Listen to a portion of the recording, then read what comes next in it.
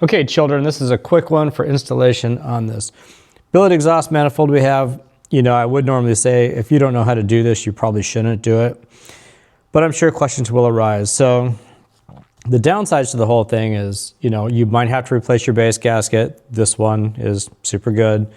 Also, these gaskets here for the exhaust manifolds on both sides are going to have to come off. I always just put clear RTV silicone on these things. I just continue to use them, gunk them up, let them dry, and then, you know, when I take them back off, I just kind of rub the stuff off. They seem to last forever that way.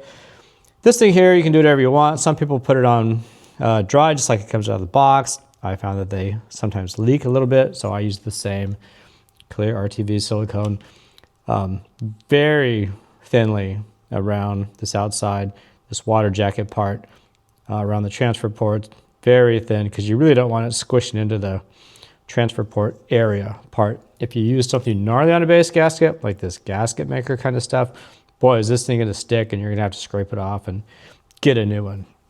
And yeah, that's the basic downside of it. After that, your cylinder will come off. These bolts, of course, will come out that hold it on. You will have the ones with the spring hooks in them. That's here where it's got a little tab in here. So if you need to know where to put them on the new one, you could always reference the bolt holes with the tabs.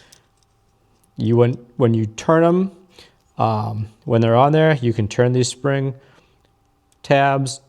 Once the thing is together, you might have to go in there and loosen these things up, just readjust these things a little bit on the new manifold to get the right spring hook tension on it. As far as popping this thing off, once the bolts are out, I have found it's real easy. Just take a small flat blade screwdriver. I put it in right here against the exhaust valve itself, and then I just pry and break it off. Very easy way for it to come off. Hold the valve into place.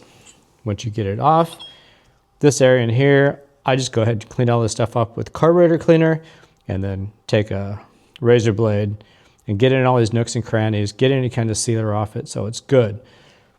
I have found that a gnarlier thing like this gasket maker works far better to seal up the big stuff. And then on the outside one with the little gaskets, like I said, I just use the clear RTV silicone. This stuff here, realistically, man, get the stuff 8 hours to dry, because if it doesn't dry and it starts to leak, you now have a pressure leak in an area where you do not want a pressure leak, and your bike is going to run like crap. You have to keep that in mind about these new bikes. Any kind of pressure leak in the cylinder crankcase pressure area, and the thing is just going to run like crap. So, you know, finish it up like this, put it together. You can wipe off your excess. Please let it dry for at least 8 hours before you start the thing up. Other than that, there really isn't much to know.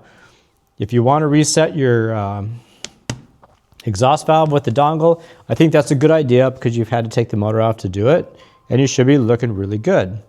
Now I have to get the phone, and I appreciate you watching.